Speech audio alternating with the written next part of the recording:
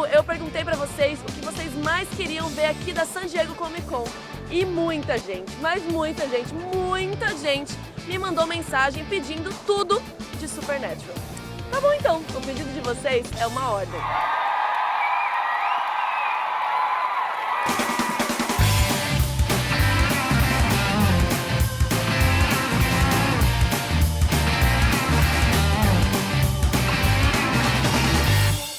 Pra quem é um hunter de verdade, a San Diego Comic Con é um paraíso. A gente encontrou funcos, camisetas, tem até castiel de pelúcia, posters.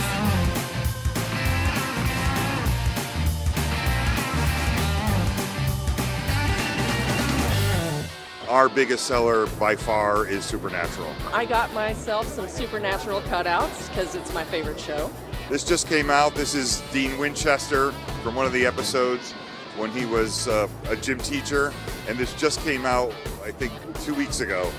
And that is my favorite thing that we're selling this year. And we're really showing people and people are loving it. I also like this, the Castiel keychain. It's like our exclusive this year, and you can't get it anywhere, and Castiel's my favorite, so I like that. And then if they're together, it's Destiel. What is the weirdest piece of merchandising that you've seen yourself on? That's a great question. I think it was a couple years ago here at Comic-Con, as a matter of fact. And this isn't even super weird other than the fact that I was on my hotel key card. I'm not kidding. I think they must have known when I was checking in or something. I think they had like Arrow and Flash or whatever it was, Vampire Diaries. It was a couple of years back. And they give me my, okay, you're in room 304, and they give you a little booklet, you know, and you're walking up. I didn't book the room, but booked through Warner Brothers. And then I get up and I open it up and I'm like, fair enough. And so that was kind of a fun, awkward, weird situation, but I still have that hotel card. We just got Supernatural Monopoly in the mail recently, and there's, you know, you can be, the characters that you can be in the game are Sam and Dean and Cass, and we opened it up and my son said, I want to be Cass, and I thought it was so cute. E hoje foi o painel exclusivo da série. Já é uma tradição da Comic Con o painel de Supernatural ser no último dia, abrindo o domingo. Ladies and gentlemen, your Supernatural Comic-Con panel. Os atores estavam lá e a gente ficou sabendo o que esperar da 14ª temporada. I'm going to start with you, Mr. Ackles. Here's the thing. A lot going on with Dean this year. As we saw in that last trailer, you are now like you are doing something different. How is that? Because your Dean over the years has had a lot of things going on with him, but this is the first time you've really been embodying another character for this much time. How has that been as a performer for you, and how do you feel it's going story-wise? Well, I guess technically speaking, there isn't a whole lot going on.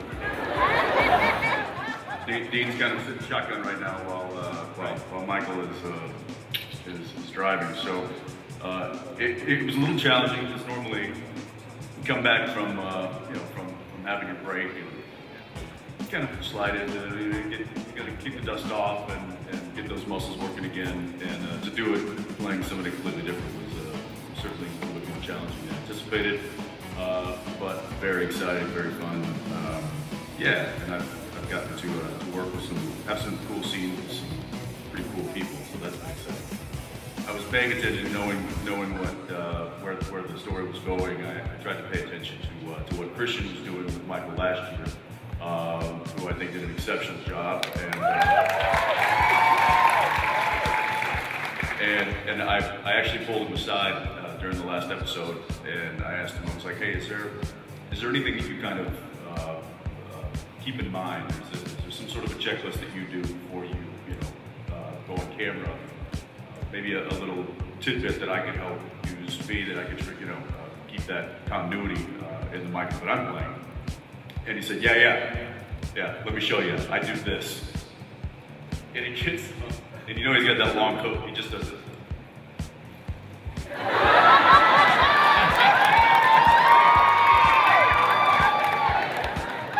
So that's it. So I've been nailing that ever since.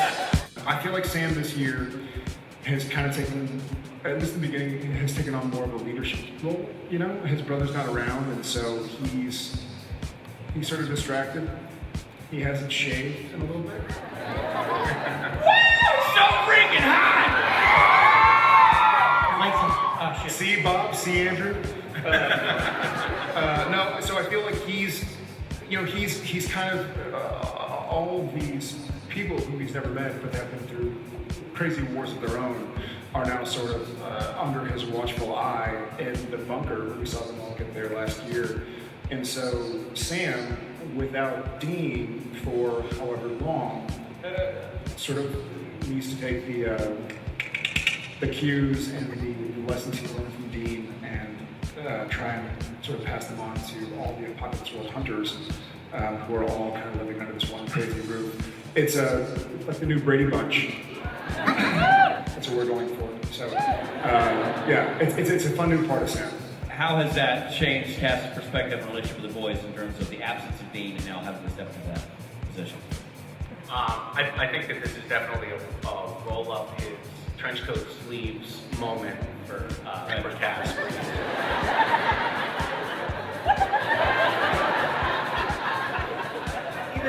Even Al is like, I don't think. Sorry, me too. Sorry. And he's also taking Jack under his wing a little bit because Jack is struggling with some of the same things that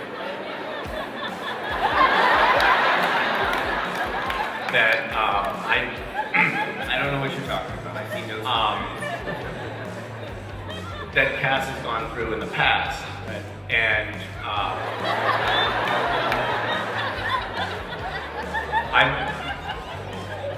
Can I ask you guys a question? Sorry, is that all right? Have at it. Yeah. So you cast Alex on the show, and Alex looks exactly like me. And I was wondering, like, just better and younger. Well, wait. No, it's actually like I feel like a whole generation now has lapsed on the show, and Alex today won't submit to a paternity test. I keep trying to get a DNA sample from him. Keeps asking for the 23andMe, and I'm like, no, Not today, sir. But are we at some point going to find out that, like, really Cass was the dad or something like that?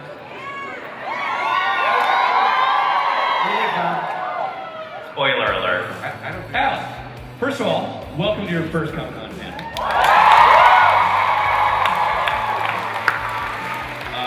I'm not even going to try to play it cool. This is awesome. So, yeah. Thanks, guys.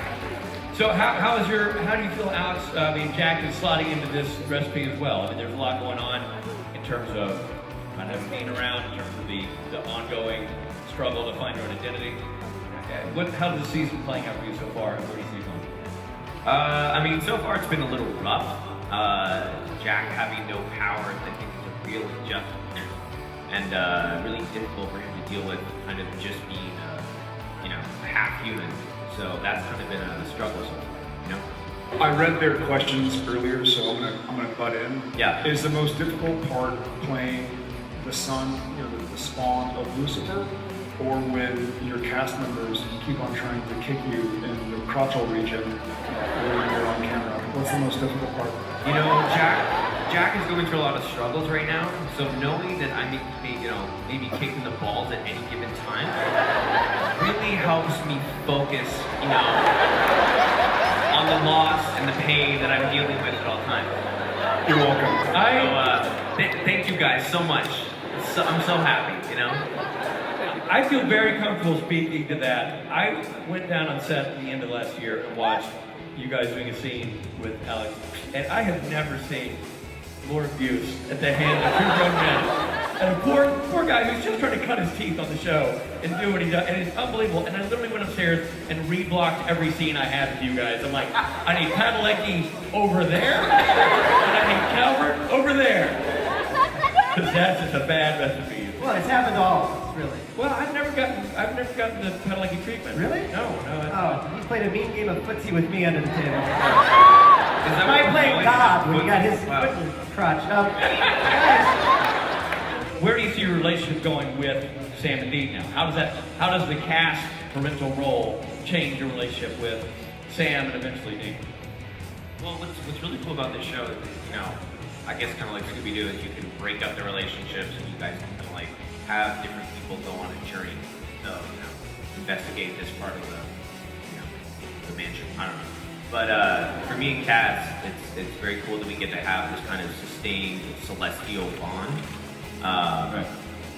But I think the ultimate thing is getting Dean back. That's, I think, everyone's kind of driving motivation. We want to get him back in the fold, you know? This year you're going to hit 300 episodes. Can you tease anything, any big plans for episode 13, which will be the 300? This is a request from Jensen, not me, but he thought that again, his words, not mine, but he thought that the 300th episode should be called the 300 and we're wearing togas.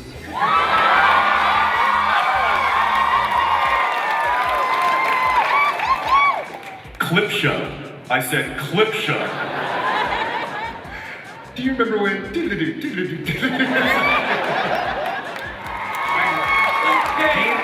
enthusiasm for the cowboy western theme was also just like Jensen's enthusiasm. You were legitimately more excited than your character about that hat. And I love the hat that they gave me. It was like a see-through. What was that? Listen, to be fair, it's not just the time traveling types of things. I do that a lot, and one of them, specifically, the dodgeball gym coach. So, you're welcome. The show hasn't lost its energy, it hasn't lost its steam, it hasn't lost its unique energy that attracts the fans. I'm curious from you guys who've been involved in the show. When you've been doing something, a show for this long, it really all kind of circulates and pivots around, one central character. And I think that from the beginning till probably the end, it's always going to be about that one particular character. And that is the car. And the brothers that ride inside of it. Thank you so much. Thank you, come on!